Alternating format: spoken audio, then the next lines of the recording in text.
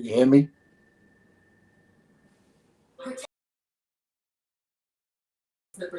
Can you hear me? I don't hear you. I said mute your mic. I'm telling you. You can hear me? You can hear me now? I can hear you. Just mute your mic. Okay. Welcome to my channel, The Underrated Darkness. Yours truly, the #1 grinder, one of the best kept secrets on YouTube. We got a special show tonight that it needs to be talked about.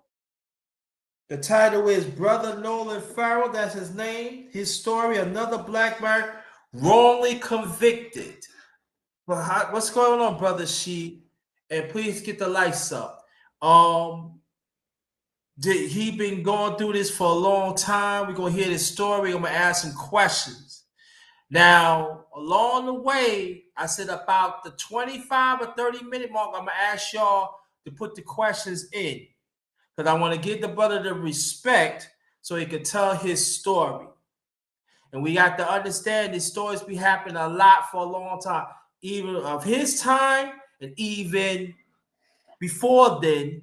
And also it happened right this minute. So we have to understand right now that the black man is still, we are still being disfranchised.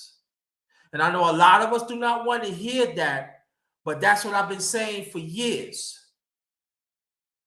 So it's going to be another story. You're going to hear from this brother. I want you to pay respect to this brother, because we can't imagine what he had to go through, the political way he had to go through. So I want you to pay attention to him. And I want to unmute your mic, brother, and introduce yourself, please. Hey, how you doing, my brother? My name is Nolan Ferrell. I also would like to thank you for inviting me to your talk show, live chat. I appreciate the support to your program and getting the word out to the American peoples about the miscarriage of justice of the government in Queens County. That we out here try to get justice for me. And any question you like to ask me, I'm here to ask all questions from anybody. Okay, but let me say this. If I feel the question that is inappropriate, I'm not going to ask that out of respect of you. Okay? Yeah. All right. Now, where are you originally from, brother? I'm from Queens, New York. I'm from Ferrell. Queens, New York. Okay. Okay. New York. New York. I'm originally from Brooklyn. Okay. Family. Where's my family from? Yes. They're all from Brooklyn and Ferrell. Okay. That's all right. Okay. Now, brother, I want to ask you this first question. I just want to let you know that thank you to serve, to keep on fighting, because when you fight for yourself, you fight for us too. And I want to thank you so much to stand up for our community, even you going through. So we want to thank this channel, our family. We want to thank you. It's confusing. If they violate my civil rights, they violate your civil rights. I'm not Appreciate that. to fight for our civil rights. There you go. But the first question is to you, my brother. When that happened to you, where you was at that night, and that moment you was doing? The night of the crime? Yes. The night of the crime, I'm only 18 years old, so eventually I'm home. The crime took place 3:45 in the morning a.m. Eventually I was home. I don't be in the street late at night. Even as we speaking now, I'm not a street person at all. I go to work and I'm home. I go out shopping, I'm home. I don't run the streets. I go roller skating when I get off for work, things like that. My mind is always positive. I do positive things as a child. I was raised in a house with a mother and a father, a grandmother, grandfather. I'm a family person. My household's together. You know what I mean? Gotcha. I know exactly what you mean. Um, Before I ask this question, I want to ask this question. Tell us how much this been going on besides yourself. I know you witnessed a whole lot in your time, so tell us, Oh, please. absolutely. Let me get to the meat and potatoes of the case now. Go ahead. Now, this been going on for the past 31 years. I got railroaded while I was 18 years old by the criminal justice and justice system. They withheld exculpatory information from me, the jury as well. They said I committed a crime with an individual who was already 250 miles in another jail in Virginia. I don't know this guy from a hole in the wall. I don't have no information about this guy, but I just told him, I don't know what you're talking about. I didn't rob nobody. You know, that dude right there, you said rob, you identified the first guy, he probably robbed him. I don't know him. I was not with him. I live for Rockaway. This guy live in Queens. I'm 18 years old. I don't know this guy. You serious? And they continue to use that false information throughout the proceeding of the case and hitting that exculpatory information from me that this dude was misidentified by a trained law enforcement correction officer who was robbed by two black males on May 6, 1990 in Queens Boulevard. This correction officer supposed to be very professional doing his training. His identification supposed to be accurate. Eventually, his identification that night wasn't accurate at all. He identified a guy 3 days later that was in a penitentiary 250 miles in Virginia. And then 5 months later, the 113 precinct in Queens kidnapped me off the streets, brought me to a precinct, put me in the lineup, and said, I'm the second guy with the first guy who robbed this correction officer for his money, his handgun, jury, and I think that's about it. Money, jury, and his personal handgun. Now, at the time they arrested me 5 months later, you don't get no property off of me that pertaining to belong to that man. You get nothing. And how you say I robbed somebody? You don't got no evidence off of me that linked me to the crime. Where you get this? How my name got involved? How my name got involved and said I was with this man? How? No, they created this. They fabricated the story. They fabricated this. They planted evidence on me and took me to trial with false fabricated evidence. They gave it to the jury to convict me and send me upstate for a crime I didn't do. This is something the criminal justice does. This they make their career off of. Close their cases. They go in our neighborhood, grab black kids, poor kids, and create and plant crimes on them. Know their family ain't got the money for a proper attorney to fight for your defense. Oh, In this situation, they were trying to make me cop out. Took 5 years probation. I said I'm not copping out for a crime I did not do. I would not cop out for a crime I did not do. I stand fast on my innocence. Eventually, they took me to trial. They gave that false information to the 12 juries, and the jury came back with a guilty verdict. So let me finish up, brother. All right, all right. They gave the jury a photograph of this individual. They show a photograph. They didn't have a body. They showed the jury a photograph. Remember, a jury is there for facts. They're not lawyers. You want to see right. Facts. So what they did, they gave the jury false facts. They convinced them that I committed a robbery with this guy. It was convincing. You know? I didn't know that was false information it was given to the jury about this individual. Said I was with him, and I was with him, he was with me, whatever, how they try to put the story together. It was all false and fabricated. I'm 18 years old.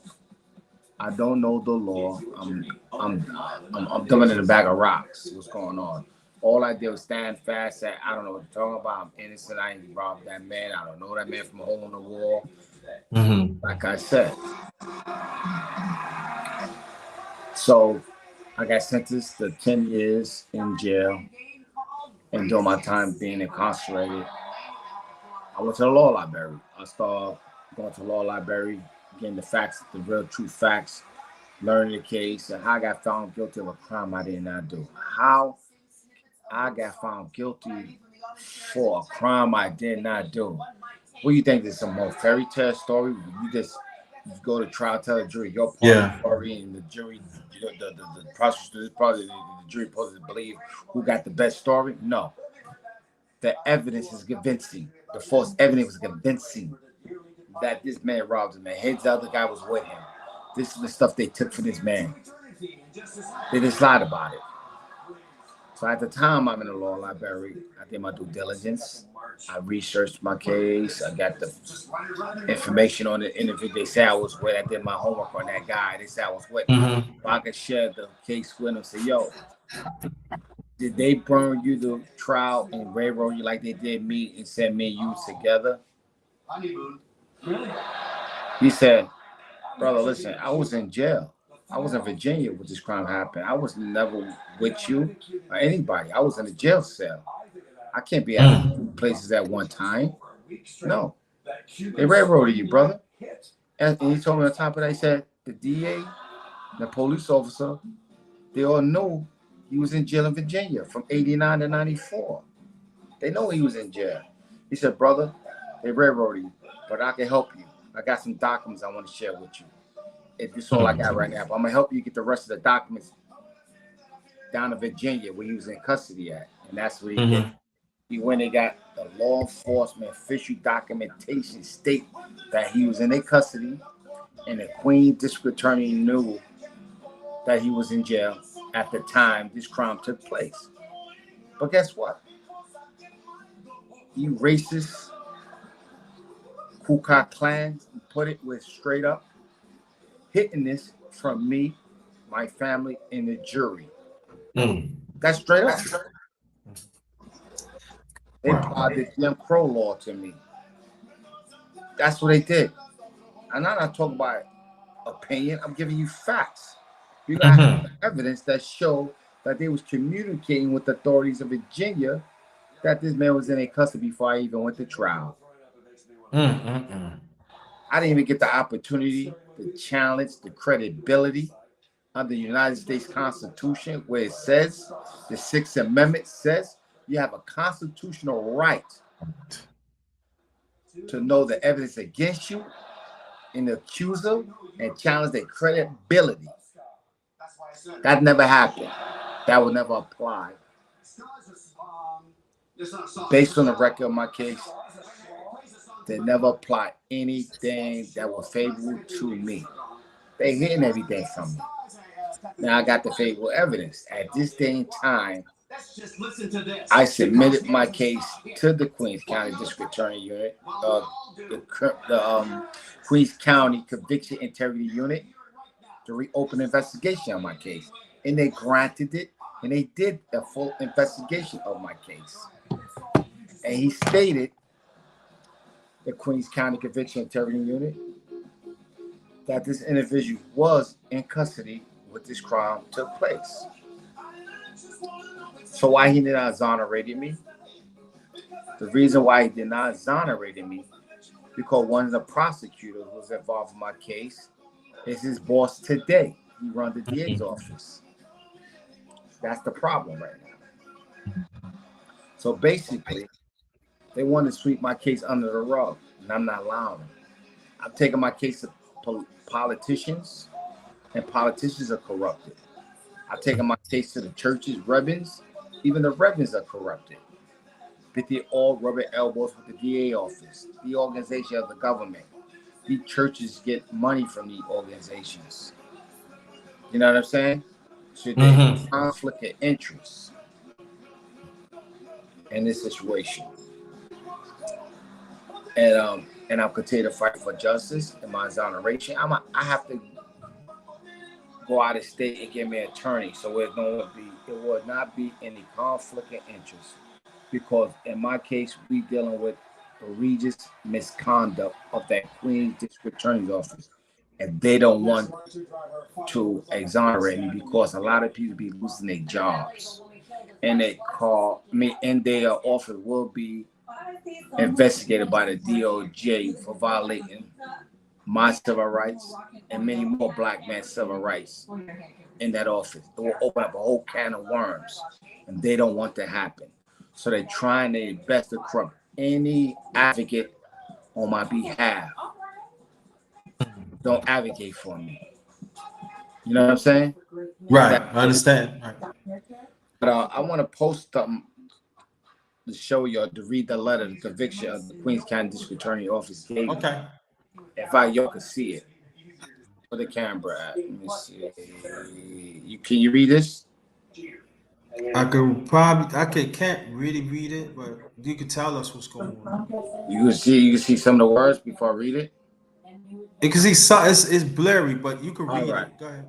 What it says here, dear Mr. Ferrell, here's my contact info. As I said on the phone several times, all communication should be by email. To update you, I have fully reviewed the record in your case and conducted an investigation which tends to show that the other man who was identified was incarcerated at the time of the crime. However, I had disclosed the letter we received from the Department of Virginia, the DOC, to that effect. It's right in the letter. He stated it. But he did not exonerate me because one of the prosecutors was, like I said, was involved in my miscarriage of justice case back in the 90s. Back in 1996. He named it John Castellano. He's an ADA, a regular prosecutor who uses false information to continue to hold my conviction and hide the exculpatory information, in which they could have straightened this out. Because the United States Constitution says anytime the district attorney office learn any false information that was done to an individual case, they must correct it. Well, in this situation, they ain't trying to do that. They don't want to admit government wrongdoing. And that's why I want to expose this racist practices of this office to the peoples all over the world. And that's why I'm going to be on a lot of shows to get this word out against the corruption of the Queens District Attorney's Office and those political leaders in office who need to be removed. Yeah. We vote them in the office for a reason. To be advocates for. So you like anything you would like to ask me, my brother? Yeah, I want to ask you, how old are you first, if you don't mind asking? I'm 52 years old right now, brother. 52. I want people to understand. He's 52 years old. Been in now. Let me reemphasize. I want you to tell me if I get it wrong. If I get it wrong, my brother, correct me. I don't mind being corrected. His brother is 52 years old, still fighting for his rights. Wrongly convicted. Another man in Virginia. They said another man that committed the crime. He was locked up from 89 to 94. Am I correct? Yes. Okay.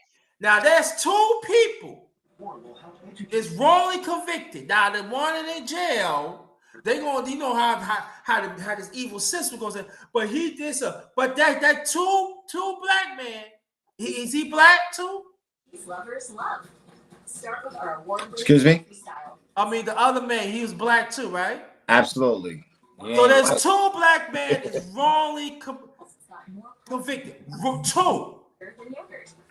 Now, I want people to understand it before they ask this next question. This combination you can't recreate at home. When I be saying Cottage cheese. that this evil system, the only way we're gonna get rid of this evil system is gotta come from the top.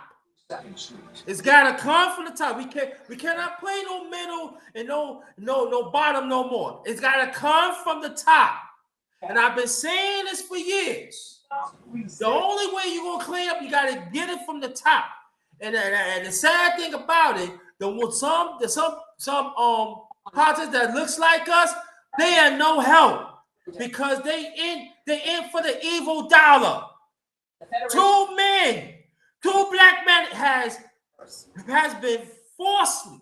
Her legs went out and she convicted. Went down a and you see, they still keep on passing the jaw down. They keep on passing the ball, and everybody, this people is doing like this.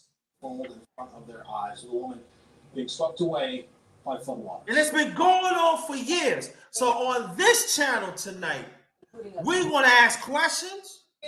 And the ones that is listening right now, that from the evil system, one way or the other, y'all gonna pay. Right outside us. Because these two black men, they are not the only ones. Because there are some out there don't even have a voice, don't even have a family, do not have nothing. And we got to understand this evil wickedness has been happening for years and years. Because see, I'm 57 for years and years and years and years and years and years and years. And we need to talk about it now, and it's got to be consistently, and our people, it's got to be in your face, and we're going to be in your face. You can see he's still fighting for justice. He's still fighting for other people's justice, for their civil rights. So Gassy let me know that this Constitution do not care about people of African descent. We're walking out on the sidewalk. So we have to understand that, but that is another conversation that we have to deal with. This evil system. I just want to get that on, brother, let you know. But there's another question that I want to ask you. Ever since you came out of jail, how it was with you when you came out? Well, I came out of jail, came home focused with my legal work. I would do my legal work in the garbage. I'm gonna get justice for the injustice they did for me, and I'm gonna get to the truth of it. And you know what? It prevailed. I got the official law enforcement documentation that I'm supposed to never have my hands on it, and they mad about that. But you know what I told them? I'm not scared. Y'all can't scare me. Y'all can't scare me. I'm protected by the Constitution. I know. So therefore, the best thing they could do is try to sweep the case underneath the rug. I was already threatened. Oh, they're gonna lock you up, this, that, and the third. Oh, I told them, come on, you know I live here. Come by my house and lock me up. If you're above the law. I said, nobody's above the law. Just that talk. Don't talk that talk, walk that walk. I'm not scared. A lot of the boy was getting around. Oh, they're gonna lock you up, this, that, and the third. Well, come and lock me up. I have no proper cause to lock me up. Okay? I'm scared of nobody. I'm standing strong, and I'm standing my ground for justice. And I'm not afraid of nobody. I'm getting the word out there. The world need to know. This is another form of a George Floyd situation. They deprived George Floyd his life by killing him. Okay? But they didn't kill me. They put me in jail. So it's no different from George Floyd's situation. Right or wrong, I'm just alive. Okay? Right. That's the only thing I'm alive. All right? So what we need to do, brother, we need to get a flyer together and put it out there on the internet, like on your network. And we're going to rally in posses in front of the DA's office everywhere around the world if we have to get the federal government involved, to make this district attorney office do the right thing. Yeah. To the United States Constitution. You took an oath of office to swear and protect and serve the peoples. Yeah. In slavery no more. We're not, the 13th Amendment don't apply anymore. We've been abolished from that. Right. Okay? You have to fight for your rights. Our ancestors died for these days. Die for us. Okay? We gotta get out there. We cannot deal with the corrupt politicians, the corrupt churches and reverends and priests out there. I have to deal with people out of state to get heard. Because in New York State, where I live right up here in New York, it's all corrupted. They all know each other. If they're Oh, not definitely. Yes. they're not trying to go against each other. Okay? Because they need favors from each other. They get into politicians. Okay? And I dare them. They're not gonna sweep my case. My case in Easter Row. And by the way, I met this young lady in the Chuck Chiller. She's a queen of justice. And she helping me out as well. Her name Dr. Chachilla Joseph. Yeah, I got this. Yeah. And let me say Yeah. let me say this to the doctor. I know that the one in the one Philly. in Virginia is a criminal. But what I'm saying that this doctor understand what I'm saying. He doing his time in Virginia. He don't need to do no other time because what happened in Queens, he didn't have nothing to do with that. So I'm talking about of that matter, of this matter, he is wrongly convicted. He is. He is wrongly convicted. Now, after that, and I know people are going to be very touchy of this. And let me explain. Let me explain why. I have a friend that did time. All right. And then they slap him with something else that he didn't do nothing. He was in another state. He didn't do nothing. And I know people we gonna say, but you know, he's a criminal. Yeah, I understand he's a criminal. But if the person did not do that crime, he did not do that crime. So the one in Virginia, we have to understand he is wrongly convicted of this matter. It had nothing to do with it in Virginia. I'm talking about wrongly convicted of this matter, and we have to understand that. That's all I'm saying. That's all I'm saying. You can go ahead, brother. What you would like to ask me, my brother? Oh yeah, I want to ask you this. When you come out when you came out there, did anybody to help you get a job or there's any politicians have reached out to you? No, basically, when I got released out of jail, I was on parole. And I helped myself. I went to school. I invested. I invested in myself. I went to school, and from there I got into the union, and I'm very successful right now, brother. But that did not stop me from fighting for the injustice in my case. What it did, I had pulled it off for a minute, for a couple of years, but I got back on my case, and that's why I accomplished more official law enforcement documents that gave me the shocking of my life. What I was saying, that these people are racist, these people are corrupted, and they judge you based on the color of your skin. Mm-hmm. Like we back in the 1930s. Okay? Yeah. They hitting this from, like I said, brother, reiterate, they're hitting this from me and the jury. This is a jury verdict. It's not a judge verdict. It's not a DA verdict. It's not my verdict. And the judge was derelict in his duty. The lawyer was derelict in his duty to allow this miscarriage of justice take place. So they all three was involved.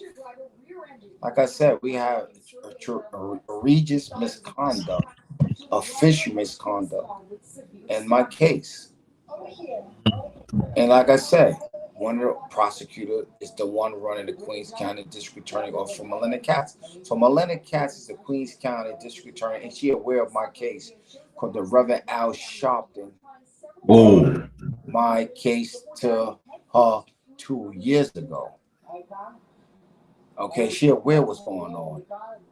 And she disregarding the rule of law and abusing her power. You know what I'm saying? Are you still there? Yeah, I'm right here. Okay, I don't see your picture, brother. That's why I asked you that.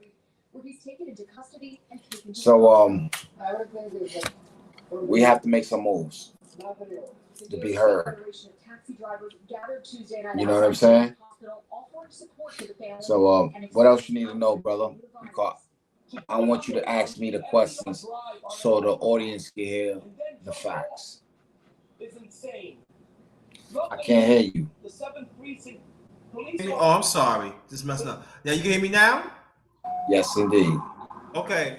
Fam, before I ask the next question in the chat, for the next 10 minutes, if y'all want to put some questions in, put the questions in the chat.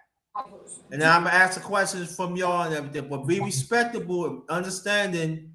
That's all I'm saying. But this question I want to ask you: what give you still the motivation to fight for others? Now, why I'm asked that question, because there are some. I'm coming out. I just want to be my family. I want to transition whatever society and do whatever I can, to get back to it. But tell the people what motivates you is to help others, because there's some brothers don't even have the resources, don't even have the know how to go about it because they defeated. So what gives you the motivation to help other ones? Because they done this to me, they done this to you. They have done this to others. And my point is, stand for your rights. Stand for yours. You might be a voiceless, brother, but try to get other people involved, and you have the courage, brother. Fight for your rights. Because you quiet, brother, it's gonna continue to happen. They can grab you up and try to plant more evidence on you, brother. You understand where I'm coming from? So I encourage people who are out there. Any miscarriage of justice or injustice took place, brother, put it out there. Don't be scared. You're protected by the United States Constitution. Learn your constitutional rights and be a voice. And that's why I'm being an advocate for myself. Because other people try to take my case for a pawn, for their pockets. You know what I'm saying? That's what they are trying to do. Take my case for a pawn to feed themselves, not fight for the justice. Like I said, the Queen District Attorney's Office, Melinda Katz, she's doing a good job as a law enforcement, the top law enforcement of Queens County. I just want justice. Right. Follow what the Constitution says. You took an oath to. Give me justice for me and my family. We are suffering. I'm suffering every day. You just don't see it in my face expressions, but inside, yes, I am. Firefighters rescued 3 people from a burning building. Can imagine, and that's what I'm saying. Thank you again to share this story right over here. We're gonna do whatever we can to find justice. And now, being 52-year-old black man, they were taken to the hospital. tell the people how the system really is, because sometimes we see it, we know it's happening, but to actually dealing with it, we don't know. So tell the people how wicked this evil system is. That we talk about white supremacy. White supremacy and criminal justice is serious, bro. That's why they in power. They paying our peoples off. Like I said, if you take your case like mine to our politicians, they getting paid up for the white supremacists. They are rooted in the criminal justice system. And these are facts. Because once they abolish slavery, they can't hang us no more. But they're hanging us in the legal world, the criminal justice system. If you don't know your rights, they're going to railroad you. They sign you to lawyers that works for them. This is a business. Once they incarcerate you, you is a slave of the 13th Amendment. You are a slave to the 13th Amendment. Once you're incarcerated, then you as a slave, they pay you 13 cents an hour to make soap, license plates, furniture, and other things in there. Mattresses, pillows are made in the criminal justice system. It's a business. If you look at the stocks, you see prisons and inmates as a stock bond of revenue. Yes. To incarcerate one individual a day is like what? 500 some day? 500 a day? That's money, man. You're part of the economy. Them jobs being created to the white supremacists. If you know your constitutional right, you won't get railroaded by the criminal justice system. You won't. I'll give you facts. If they know you don't know your constitutional right, 9 out of 10 lawyer who represent you, they're not going to tell you your constitutional rights. That's why they ask your family for all you and your family for all this money. The law is simple. The first thing you need to know when you learn law is your constitutional rights. 1 to 27. Once you get to know that, they know you on the same page with them. For example, the police can't just grab you off the street and arrest you. In my situation, they had proper cause according to the Fourth Amendment. The Fourth Amendment says you have to have proper cause. They didn't have proper cause. Nobody linked me to no robbery. There was no written statement saying somebody linked me to this robbery. So who gave them the audacity to put handcuffs on me, take me to the precinct, put me in the lineup? It wasn't even a judge warrant. It wasn't even a warrant signed by a judge. So basically, according to the Constitution, the 14th Amendment, I was kidnapped. And that's what the law says. I was kidnapped. Plain and simple. Shouldn't have to do anything. They'll just send it to you. Anything else, brother? Yeah, there's a question of Sister Queen Cocotina want to ask you. She said, if they found your case fraudulent, ran then, why put you on parole when they release you? Well, basically, I was paroled. The parole is a different agency from a district attorney's office. Parole don't have nothing to do with your conviction. Parole is designed to see you capable of making and to be released back. Are you ready to be back put in society? That's what parole is for. Parole board don't have nothing to do with your conviction. But one day when you go to parole, your job is to show remorse. I didn't show no remorse. I got hit with 2 years at parole. I went back the second time. I showed no remorse. I proclaimed my innocence to the parole commissioners. And they gave me a year. So I went to parole again for the third time in 2001. They released me. And I stand fast to my innocence. And they released me. And I'm home. I never confessed and said I committed a crime at all. Anything else? All right, people, family, y'all can put your questions in right now, please. Put your question in right now, please. Yeah, and also, can you tell us? So at that point, it'll just kind of divert.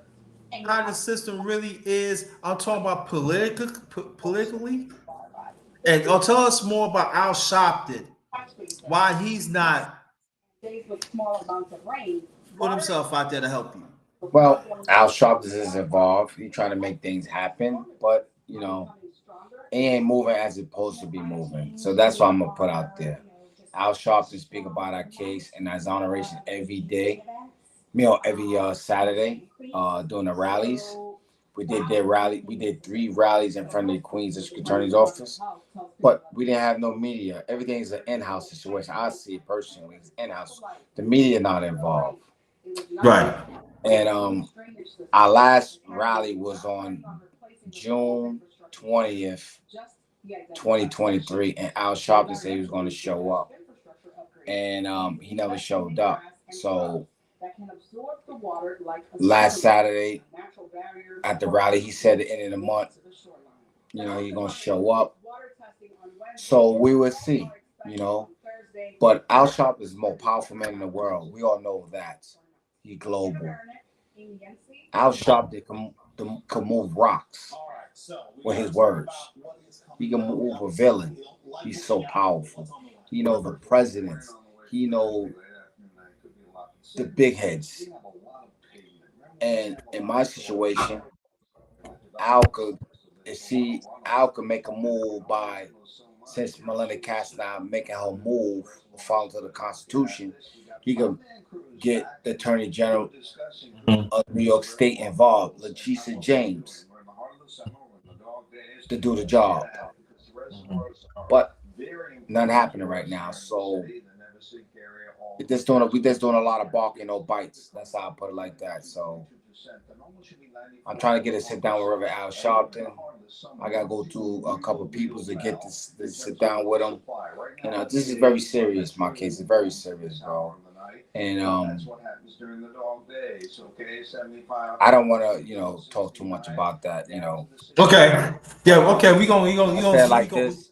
My faith is with Reverend Al Sharpton to get my full exoneration, and I'm looking forward with that. But okay. we need to get the media involved, show businesses for real, so people can see around the globe of the injustice of the Queen's District Attorney's Office, what they're going to. Miss Katz is abusing her power and disregarding the rule of law. Let's put it like that. Okay, got you. 12 hours. I want to ask it. What does Nolan think a bite will be? Excuse me. He said, "What does Nolan think a bite will be?" A bite? That's what she said. A bite. I don't know what that means. I don't know, but okay. Let me read this. Let me see. How DJ Jeff said, "How does Coke or Pepsi benefit from promoting this story?" You asked me this question? Yeah, somebody DJ Jeff asked that question. Yeah, they could benefit from the story because they helped me get justice for injustice. Because if it can happen to me, it can happen to you. Oh, got you. And Doctor, thank you. I didn't read this. I became Nolan for 2 years. Relentlessly fight for his exoneration. Political corrupt in Queens runs deep. Yeah, I could tell you this. The first 46 and a half years of my life living in New York, born and raised in Brooklyn, New York City has been deeply corrupt, and all the 5 boroughs have been working together for years. So you're absolutely right. You're absolutely right. And so now, are you part of a coalition of exoneration right now, brother? I'm a part of Dr. T'Challa Coalition, right? Okay. That's about it. And I'm down with the Reverend Al Sharpton the House of Justice Coalition as well. You can say it's a coalition. It's a civil rights based organization. Got you. All right. Right, brother Official. Thanks for coming. Appreciate that. Come on. Let me see. DJ Jeff said, "I want to see Al Sharpton rip open the door." I'm sorry. This keep on going fast. Let me see. Keep on going fast. Hold on, y'all. Hold on. Let me see. This chat is going real fast. He said, "I want to see Al Sharpton open the door and storm past the metal detectors, elbowing at least 3 people on the way up to Cass office." Repeat that again, brother. I hear that. Said okay, it's not a question, but I guess let me see. Let me see. Hold on. Let me see. He said, DJ Jeff said, "I want to see Al Sharpton rip open the door and storm past the metal detectors, elbowing at least 3 people on the way up to Cass office." Or to go to Cass office. That's the DA. Cass office, right. Right. She's the head district attorney of that office. Absolutely. And who that was from? That's on DJ Jeff. DJ Jeff? DJ Jeff, yeah.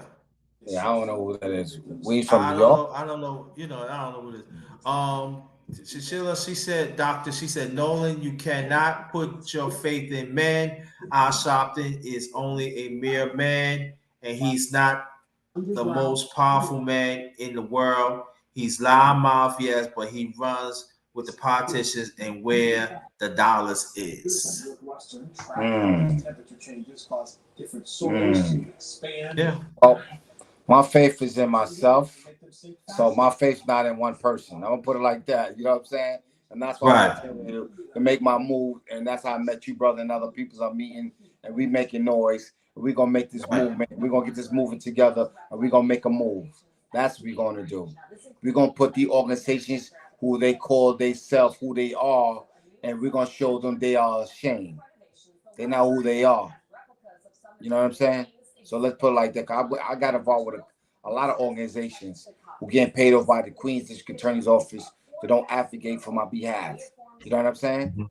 Right. So that right there speak louder than words, because the moves they making, I saw that already with lawyers, stuff like that. And let me put this out there. Go ahead. No lawyers want to get involved in my case dealing with the district attorney's office because they don't want to be auctionized, because they're in New York City and they have to deal with the Queens. They have to deal with the district attorney's office because they get plea bargains for their client, but they have cases in the areas. You know what I mean? Right.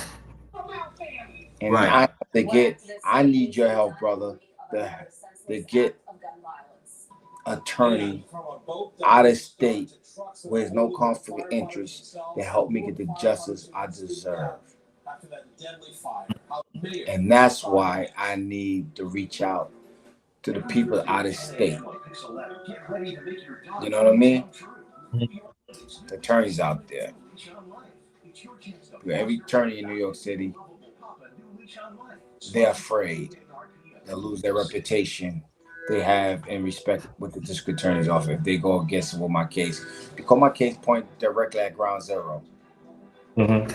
You know what I mean? They violated my due process right underneath the 14th Amendment, straight up. There's no and buts or what. You know, all I'm asking for my exoneration. I want this day, the day that they recognize my constitutional rights.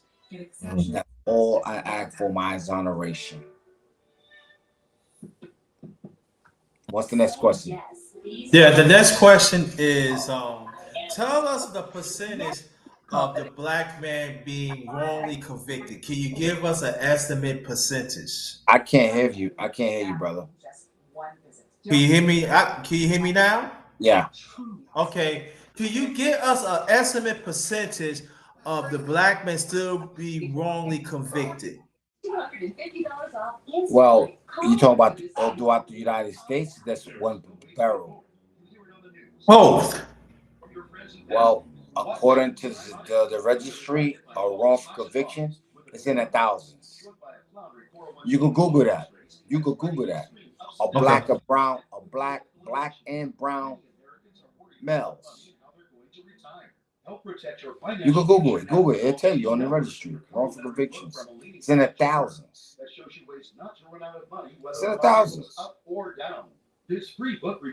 But see, you don't know the facts of the case. You know, they quit to throw the police department under the bridge. You know what I mean?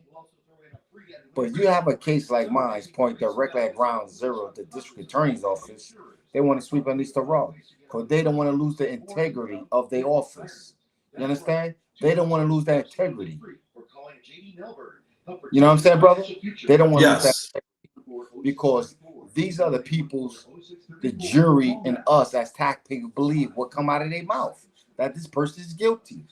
Now, if they get caught of government wrongdoing, they're going to lose their integrity. Yeah. You copy? Gotcha. That's the real deal, bro. So what they trying to do, they're trying to do anything they can to try to assassinate my character. But guess what? I got the letter already. The conviction attorney gave me that letter, conceded.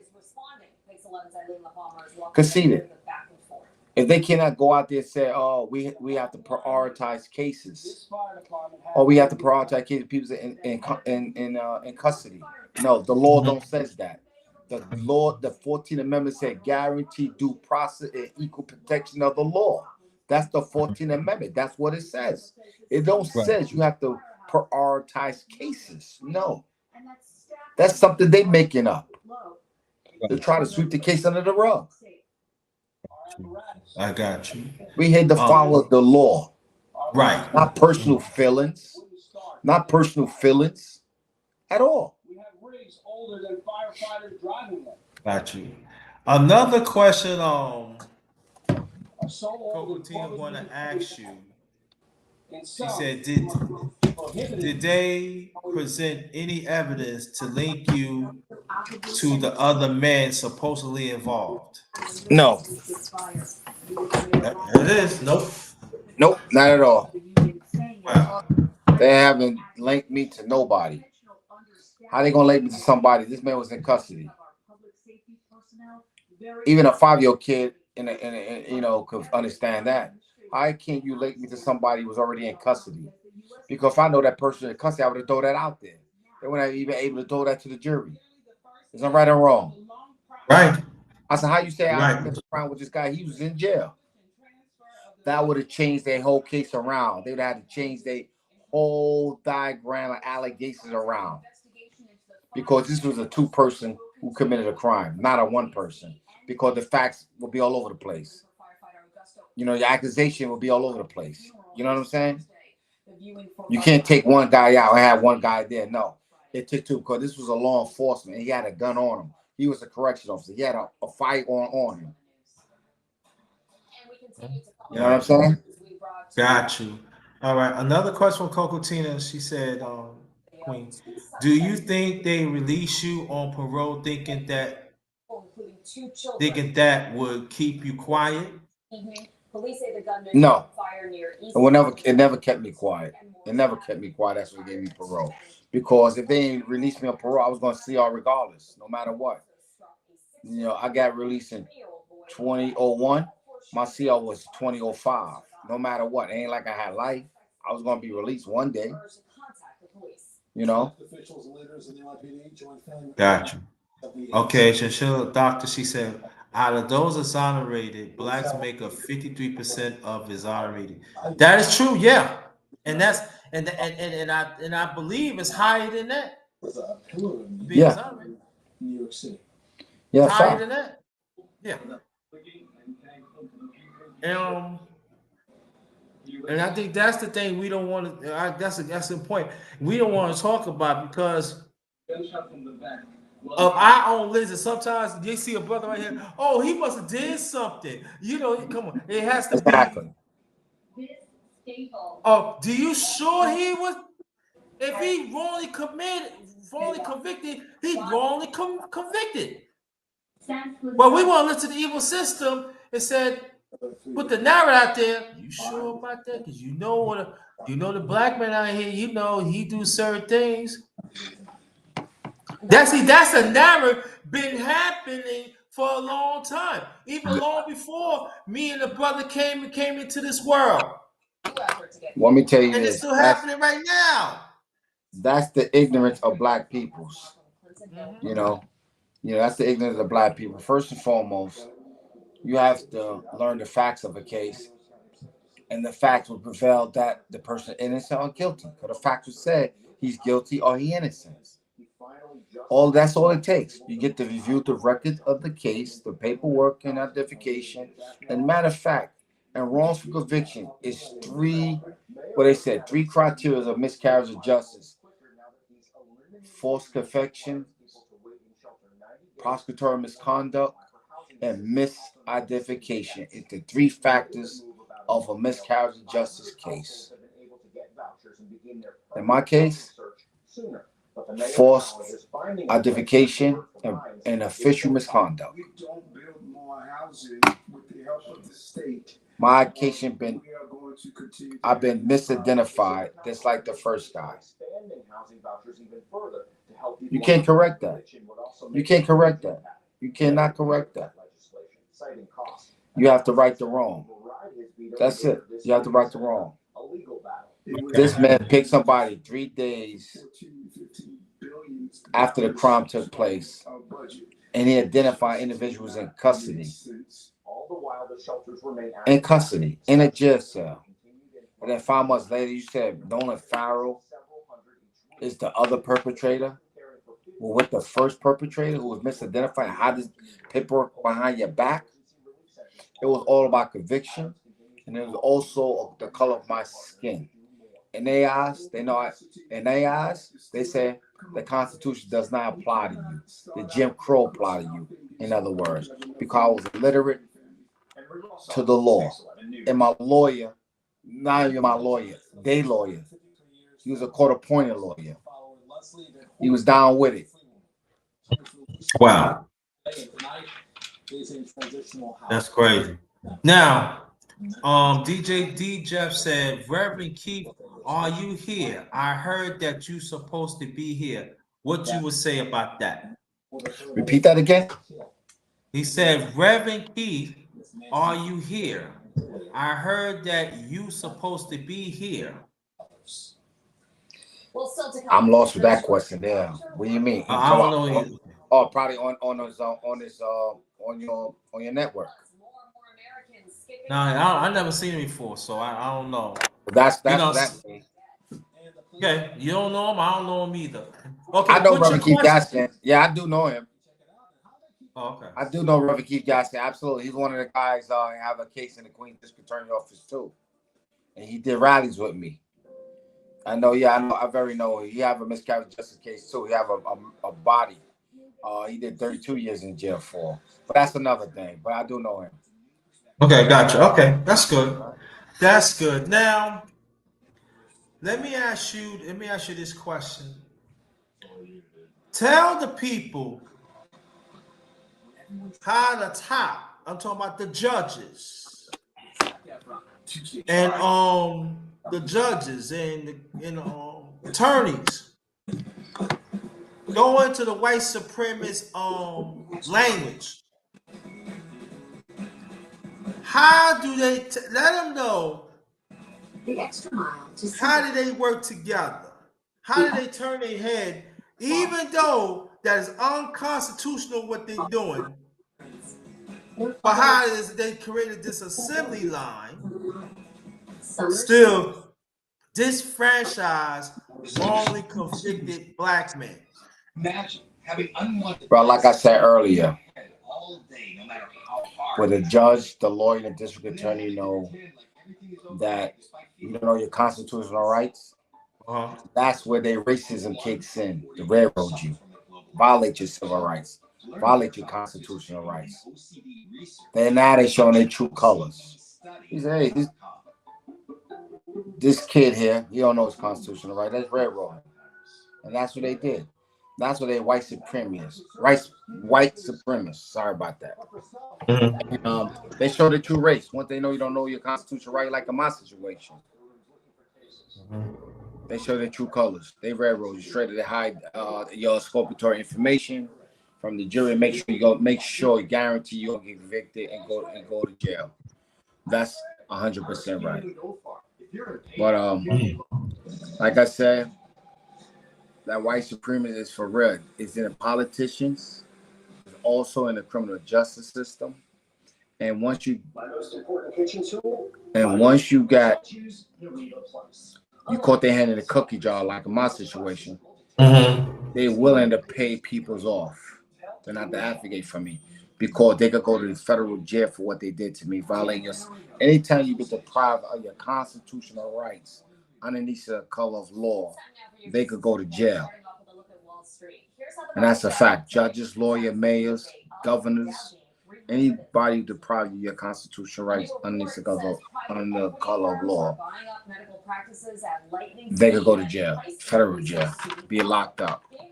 Absolutely. So let me ask you this question. And I've been thinking about this for a long time, brother. I can't hear you. Got to talk up. Can you hear me now? Yes. Now let me ask you this question. So that means it also triggered down to councilmen, councilwomen, local government. It trickled down to them too, right? Absolutely, because nobody's above the law. Nobody's above the law, brother. Nobody. If you look up 18 USC 242, write it down, brother. 18 USC 242. Look it up. And you'll see it right there. Judges, lawyer, district attorney, mayors, all that. They deprived. Let me get a pen. Okay. Let me get a pen and then we're going to be right back. I'm going to write this down. Because it's very important. Very important. We got college education. Dell and IBM scrapped the degree requirement, and even Delta Airlines says a 4-year degree is not mandatory for new airline pilots. And that is tonight's business report. Corey?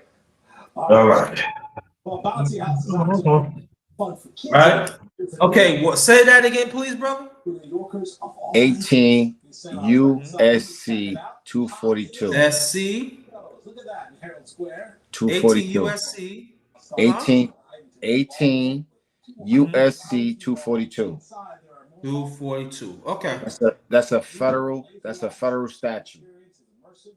Okay. What time this interview is over? Okay. Got you. Okay. So family, this is 18 USC 242, and that's federal statute. Federal statute. So y'all look it up, all right? Yep. Look it up. It's what he says. You can Google that up.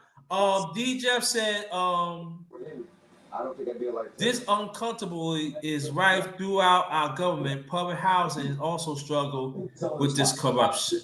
Only one getting the credit. Right. Hold on for a minute, brother. I got a call coming in. Okay. A little hockey gets us. Yeah, he has a call. Welcome to my channel, The Underrated Darkness. Yours truly, the #1 grinder, one of the best kept secret on social media. Shout out to my Underrated One family. Shout out to my mighty LDBC family, and shout out to #TWT family and everybody else. And thank y'all for participating in this conversation. And we're not letting this go.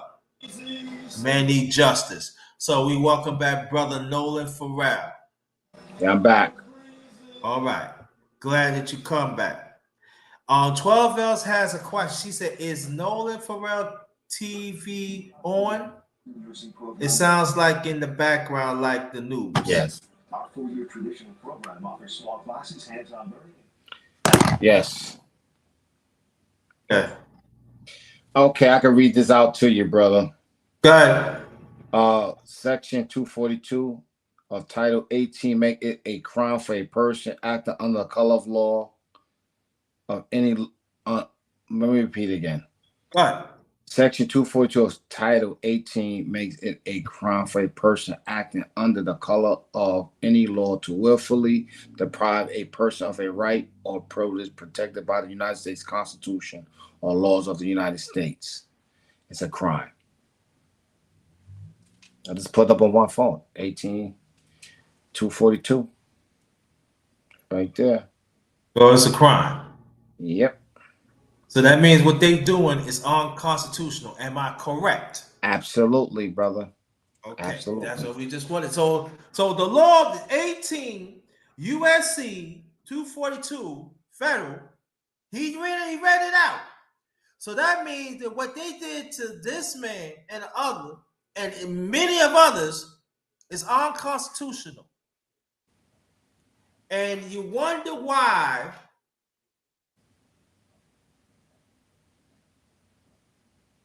we don't have faith in this system, in this evil system.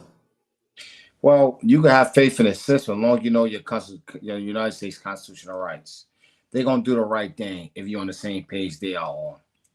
If you're not, if you're illiterate, they're going to railroad you. And these are facts. Of course, I was illiterate. 18 of the United States Constitution. I was totally illiterate, but I was not that illiterate to cop off for a crime I didn't do. That's one thing I didn't do. And I sure ain't going to parole board and show no remorse. I stand by my grounds that I'm innocent, and I'm going to stay like that until I get justice. Yeah. And shout out to brother Mark Nash. He's been a long time supporter of this channel. Keep up the good work. Thank you so much, Mark Nash. I really appreciate this. Thank you so much. I want you to go subscribe to him. And it's all about justice, family. People feel understand, oh, we got to know this law, that law. Yes, we better know the laws what's going on, but we have to fight for justice. Justice is eternal. Justice not a season. Let me say it again. Justice is for eternal. We got to stop playing these games. Oh, justice is regional. And then if the things don't happen, we back off. No, we got to keep on going. Justice is for eternal. righteousness. We have to understand that. And we got to keep on fighting. Like I always say, latest hidden gem. This is you got to fight. That means we got to suit up. Well-rounded warrior that I coined from head to toe to keep on fighting. Because this evil system, and we can say the system we want to, we right. But we talking about the people. There are people had inherited evil from decades. They have their family down with this. And I'm talking about throughout the United States, including the world, but we're going to say United States. They don't want to relinquish this power of evil. So that means we got to do our due diligence to sit down with our kids, or grown-ups, we got to sit down with our kids, have dinner or whatever, and go over these laws. If you don't know, it's okay. We got to educate these laws from local to state and even to national. We got to do it, family. Because I don't think I know everything. I know. But we got to educate them. We got to educate ourselves how to go about it. So in case if we get to, we know the law. Because they not going to do it. They still going to have their hands in a cookie jar. This evil cookie jar that we talking about, wicked, evil system of white supremacy. We better understand that. And I'm going to tell you this too. It's not just the man that's part of white supremacy. It be these women are the white supremacy. You heard what the brother is saying. So we got to include these women as part of white supremacy too. All right. Another question from Queen Cocotina said, have you tried writing campaign from the community?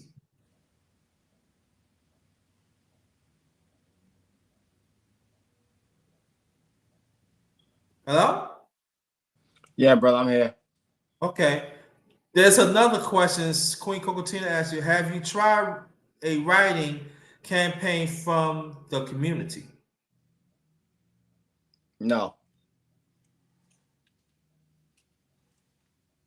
Okay.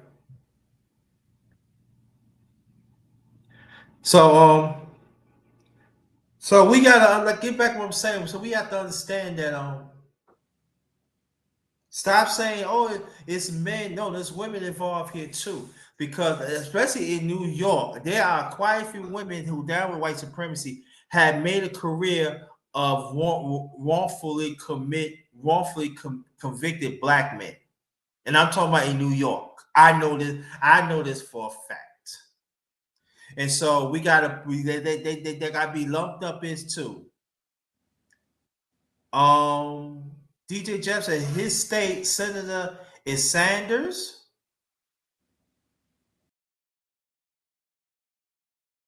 What state is that? He said his state senator is Sanders. What state that you in? Oh, Queens. That's in Queens, in Rockaway. Okay, Yes. gotcha. Yeah, Jane Sanders. Yes. Jane Sanders. Okay, got you. All right, DJ just said they also could write to Julia Caesar and even Melanie Katz herself or Shopton. All right. Doctor said to Coco T, there are many men and women who have been wrongfully committed and in prison that got out of parole, and some received commutation, but they should have been exonerated. Yeah, I agree with that. Yeah. And that is the thing about it, because they let you out, but they still say that you do that you commit that you commit that crime. So that means that in their eyes, they still want to have that puppet. Repeat that again. Who said that? I'm reading what she was saying about Cocotina. Was saying, I said to Cocotina, there are many men and women who have been wrongfully committed and in prison that got out of parole, and some received commutation, but they should have been exonerated. So what I was saying is this: that here, the brother right here, he wrongfully convicted. They let him out. I mean, he did the time, but something he do. But at the same time, they still wants that they still want to dang him as another ones as a puppet. Stay in your place. I know I'm wrong, but I don't care. Stay in your place. And that's sad. And Coco Tina said, agreed.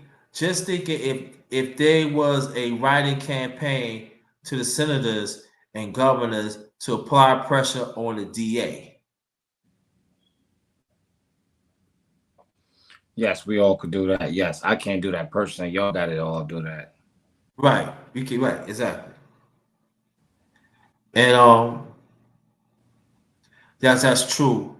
And so out of all that, brother, continue what we got to do. What certain things we need to watch out for?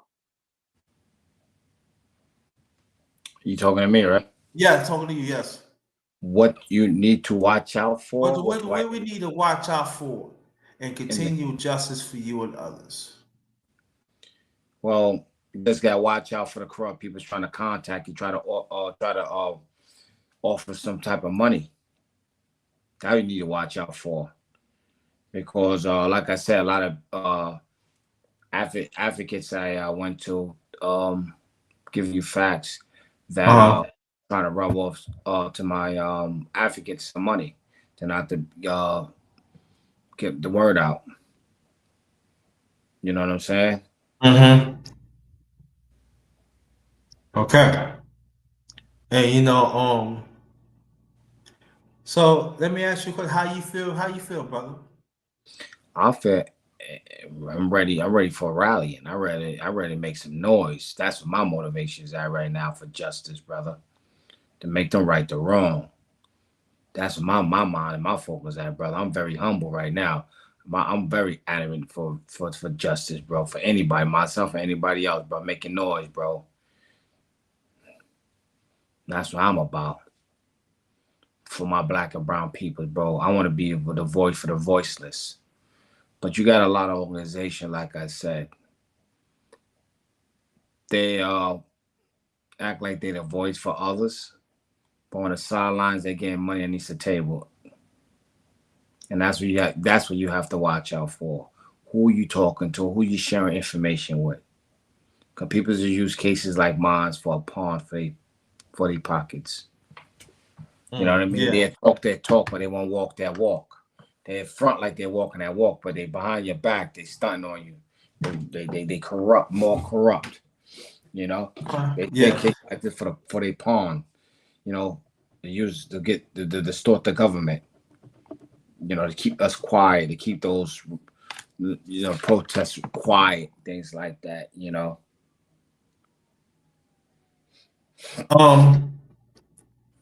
So tell me if there's anything you want to add on, brother. Anything The only thing because I know you got to go to work tomorrow, and I know you want to spend time with your family, and I want to be in conscious with that. Appreciate that, brother. Appreciate So that. anything you want to add on, you can. But if not, you can make your last remarks, and I'll make my last remarks, and we're gonna close it out as a family.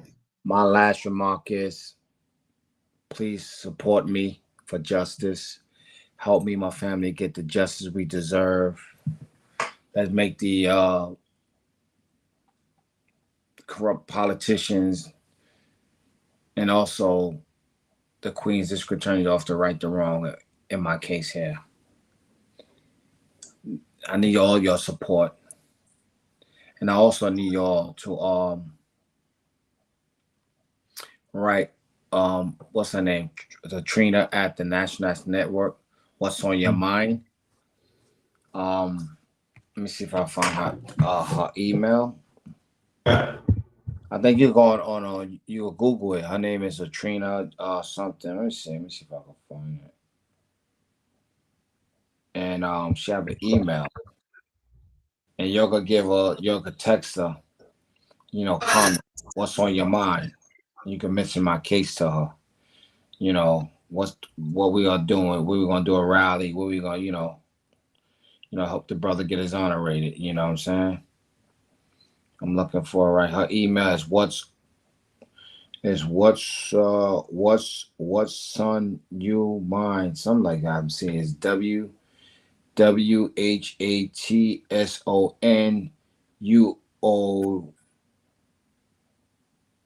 Let me repeat this again. Somebody send me the text of this network. Let me see something. Is this an email you read? Oh yeah. It's what's on your mind. Yeah, I got it. Now I can see it. The email is what's on your mind at National Action Network. What's on your mind? Yes. That's the email. What's on your mind? What after that? At National Action Network. At what? National Action Network. National. Okay. National is NATION. Network is NET. Oh, Black. Oh, it's National Network, right? It's National Action Oh, Action. Network. Okay, Action Network. Okay. National Action Network.net. Okay. Done it. Okay. What's on your mind at National Action Network.net. Okay. Network. Okay. Okay, you can put on your screen. Put on your screen so all the listeners can see it. And you can send an email on Saturday. She will read it out live on Facebook. Oh, there you go. Thank you, Coco Tina. Thank you. Oh, somebody posted up? Yeah, she put it. Yeah. Okay. Thank you, Coco Tina. Thank you. Appreciate that. Thank you, Queen. And then 12 I say Katrina Jefferson from National Action Network. I never really cared for her. I tell you about my experience in another time. But so I'm not gonna get into that. But I had You asked some what? You know her? The Katrina Jefferson. Yeah, I had bad runs with her. And I'm not gonna talk about because we're gonna concentrate on you. We'll talk about that another time, brother. You talk about it another time. I don't want to bring it up. It's 11 o'clock too, brother. Yeah, but I just want to let you know, thank you, brother, so much to participate for the last minute. And we're going to find justice for you, brother. And you can reach out to me and talk to me wherever you want. Okay? I got your phone number, brother. You'll definitely get a phone call from me tomorrow so we could really chop it off. Not live. I mean, personally. And figure out what the next move to do, brother. I definitely need your support, brother, in your move. I like your program. Thank you for sharing my case with you and the audience of yours and supporters. And let's get the ball rolling. Let's make some noise. Let's get justice for me. And let's open up a network, brother, because there's a lot of voiceless peoples out there that don't know which way to go to get some help. And they go to these wrong organizations that are not really trying to help you. The organization get government funded money. So there's a conflict of interest. Anytime you get money for the government, it's a conflict of interest. We have a case like this, that wrongdoing from the government. You know what I'm saying? A lot of people's not going to try to advocate for you. They're gonna just fake the funk like they're trying to advocate for you, and you get nowhere. Just try to tell you, brother, let's keep hope alive. Yeah. Yeah, by keeping hope alive, not justice. Right. And thank you, Doctor. I appreciate that for the people showing up on his behalf too. And I want to thank you. And don't be a stranger to come and check out my channel. I talk about different things like this, family and other things. Don't be a stranger. So please subscribe to my channel, The Underrated Darkness. And let's understand my channel is all about justice. And sometimes justice, sometimes you got to put yourself in it. And sometimes you got to do what you got to do. Justice is not popularity, but I will say this: justice has to be eternal. Yes, and you have to want justice for eternal. No more country club BS. If you're going to stand up against white supremacy, you got to stand up and lead them head to head. You're going to get some bumps because let me tell you, people that look like us, they paid the way.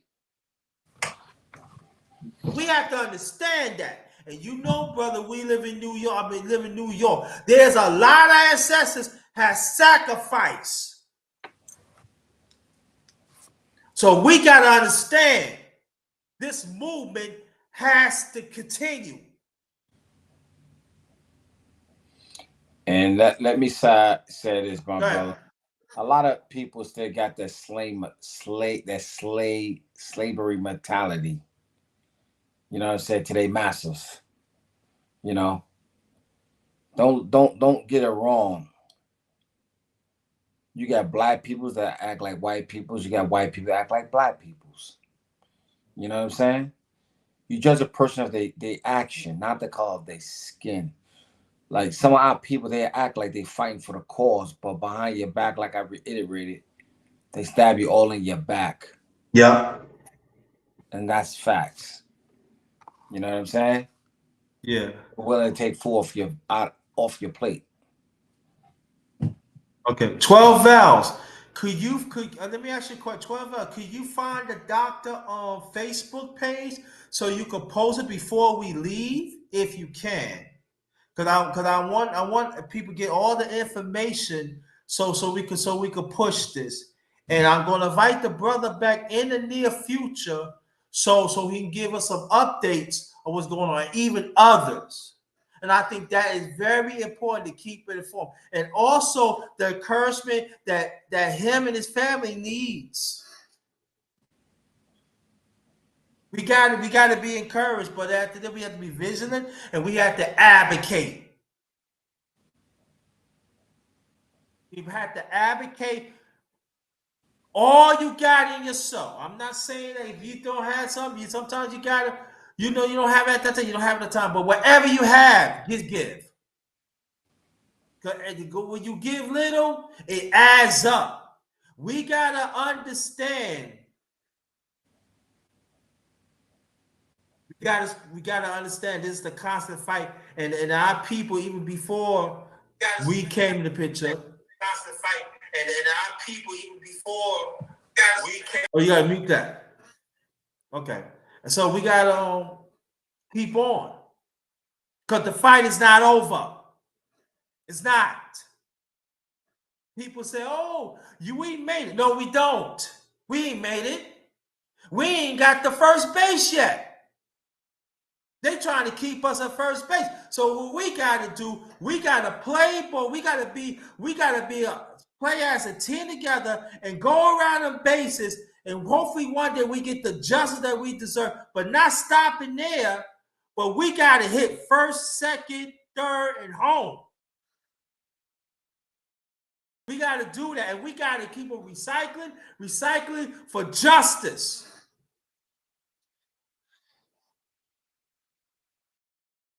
Thank you, Sister 12 Vows. So on behalf of my channel, The Underrated Darkness, yours truly, the #1 grinder, one of the best kept secrets on YouTube, and the one and only, we have brother Nolan, Ferrell, that he shared his story. A painful story that he not just only in the picture, but there's quite a few others, even sister, even black women have been wrongfully convicted too. So I'm urging your women out there that are consecrated, y'all need to talk about that too. So we got to learn to stop having that mindset that slave mindset, and we gotta understand there are a lot of ways they have disenfranchised us, and we don't even know. But if we know the law, we know how to counter it. So understand we are continually being disenfranchised. Gotta go. Thank you, appreciate it, but you can go. Thank you so much, appreciate you. I appreciate all of y'all for showing some love and support. And you will be seeing my face again on this live stream to give you updates where we going with this case here. Okay, thank you. Check the love, brother. But I'm gonna give you Peace a and call. love to you. Thank you. Nice meeting Have you, a good brother. night. Thank you. Absolutely. Thank you. Peace. Peace. So we got work to do.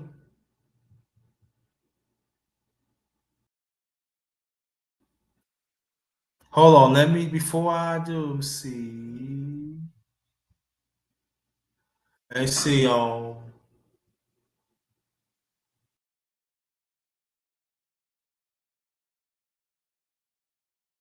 Said book now. Justice.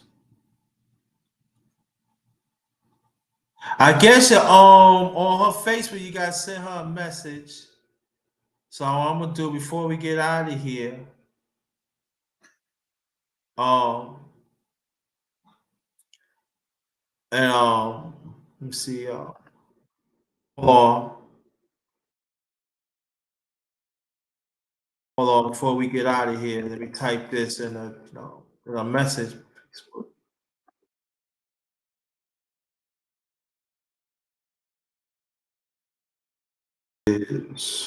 Hold on, y'all. Let me get this out.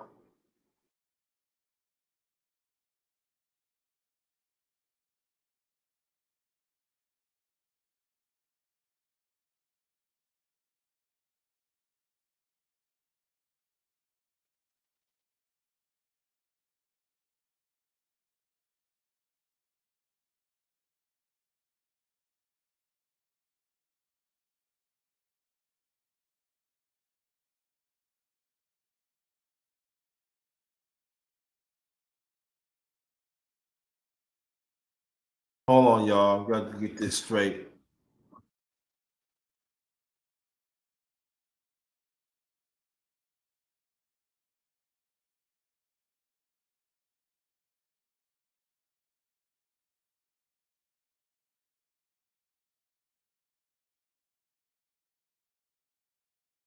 Make sure we get that on everything.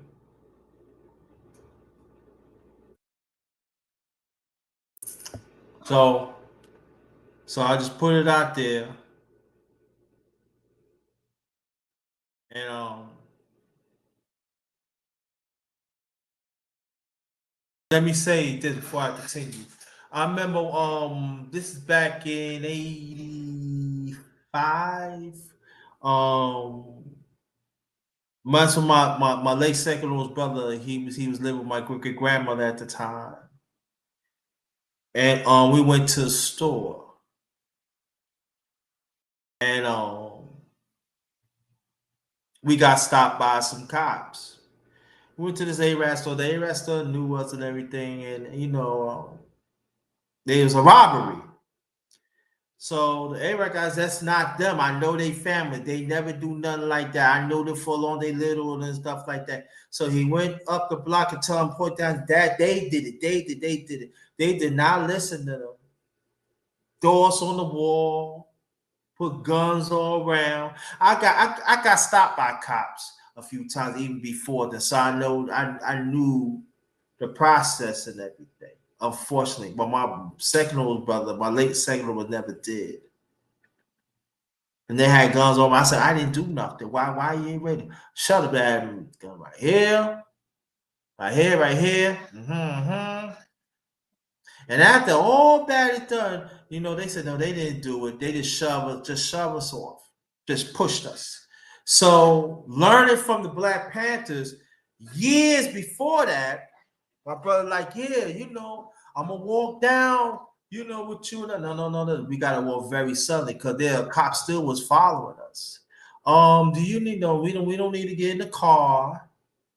So I told my brother, look, if you walk the other way, They're not going to touch you. He said, I got to make sure I'm older. But no, listen to me. Go the other way and I'll be fine. Because the Black Panthers show you how the sky's walking, you know, stuff like that. So I remember it. And it was useful. So my brother walked the other way. I said, because, you know, we have phone booths, but I said, call mom and dad and let them know what happened. But tell them, don't worry about it. I'm on the block. And so a lot of people had seen what happened. So we walked. So I started walking within the group. And they formed and made sure that I got back, you know, back to the project. And when the police and they got out the car and they turned back. All right, we just want to make sure. And they had their thing. But the community had come, and I learned that for the Black Panthers. I'm never going to forget that. Injustice. And what brother Nolan, Ferrell, it's going to be an ongoing fight. And we got to take the feelings out sometimes. We got to take the sexes out. And like I said, we got to see what this evil system, what it is. Why do you think about 2 weeks ago, 2 or 3 weeks ago, I'll talk about why we were still working with the enemy.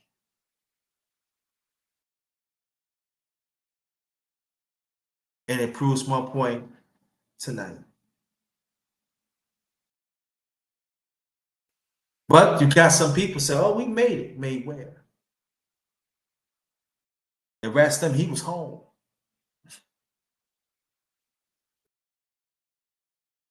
So it's the good old boy snatch anybody up.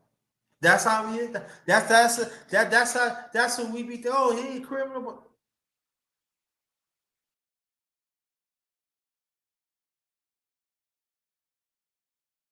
Dealing with wicked people in prominent post. So I don't know why people think that they follow the law, because they not. And that's why to this day in the Constitution, they still consider us Black African descent, 3/5 of a citizen. This USA,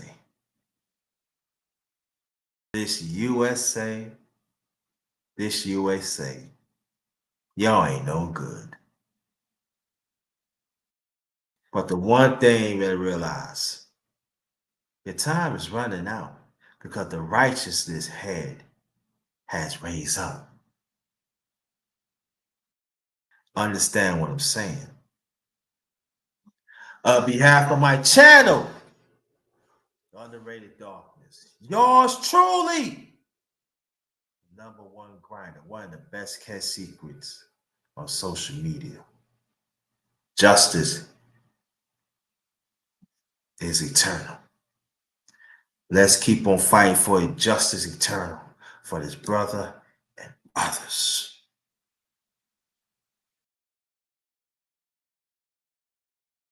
That's the most important thing.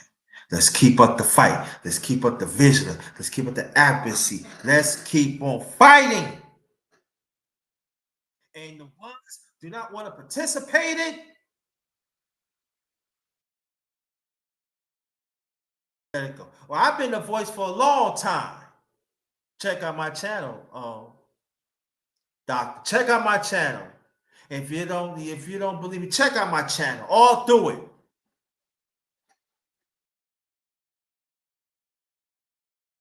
And we have to understand too, us as Black African descent, it's gonna be at times we on alone. We all we got.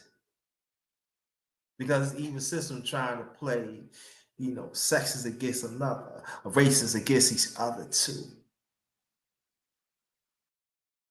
See, while other races get some, we get the crumbs. but we built this country, right? And they still refuse to right the wrong out of it.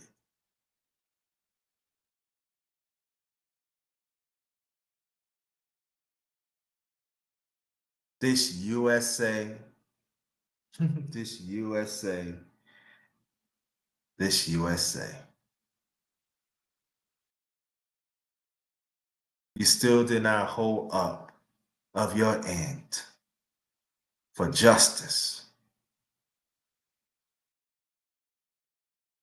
for the righteous ones.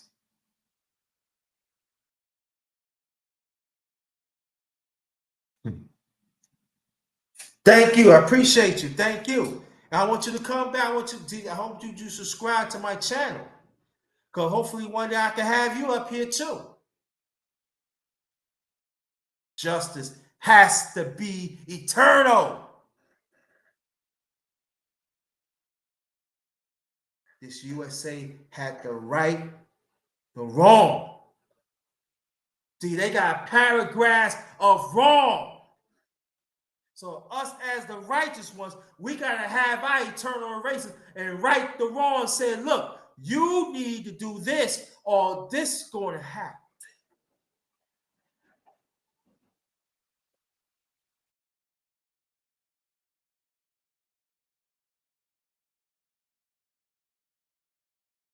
It has to be the time, people, we have to stand up. Appreciate that. And again, I'm going to reemphasize again, they are black women are also wrongly convicted too.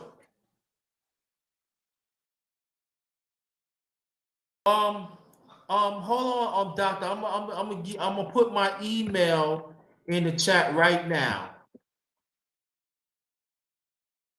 I want you to reach out to me, send me something so I can plug you in.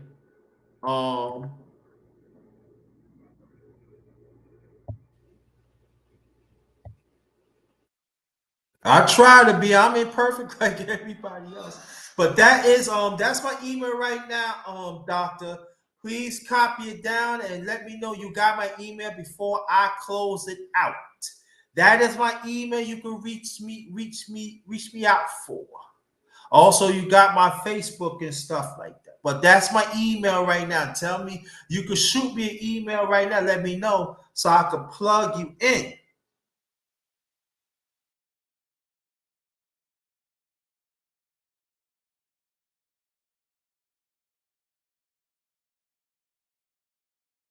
You have to learn to stop being content.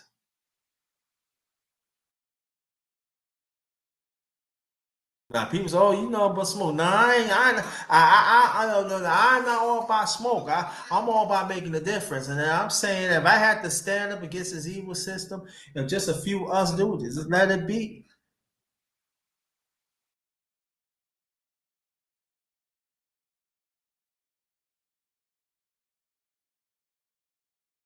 Even there are some brown people turn their backs on us, but they living off the rights that we supposed to have. Let's have that conversation.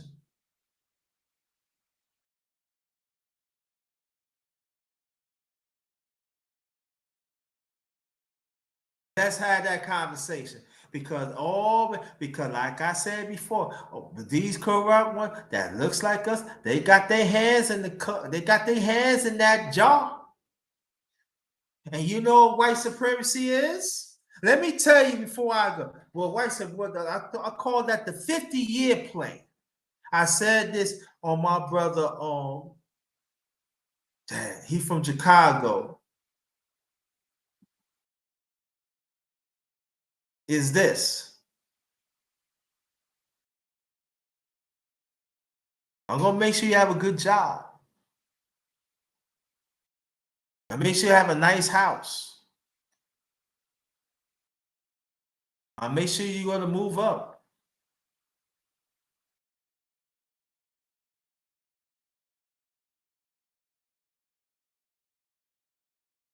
See your kids doing well. But the black couple, they fail to understand. you bite, you buy the white supremacy. They want you to do something for them. Okay, I give you those things for 50 years. Now you gotta do something you don't know. I can't do. What do you mean you can't do? You gotta do this, or I'm taking everything away from you.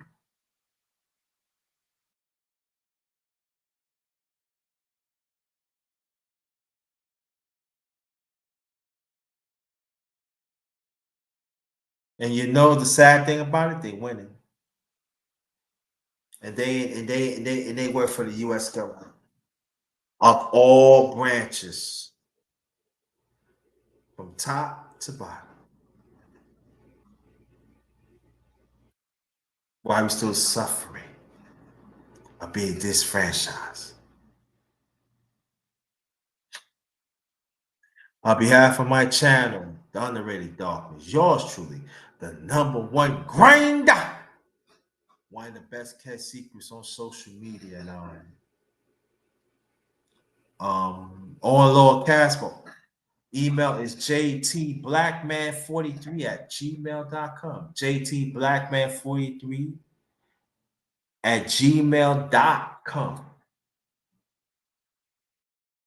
Justice is eternal. Remember that.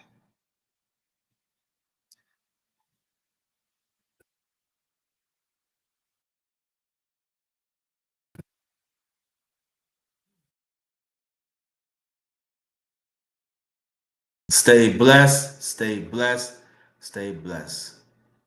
Good evening. This one is Ghost.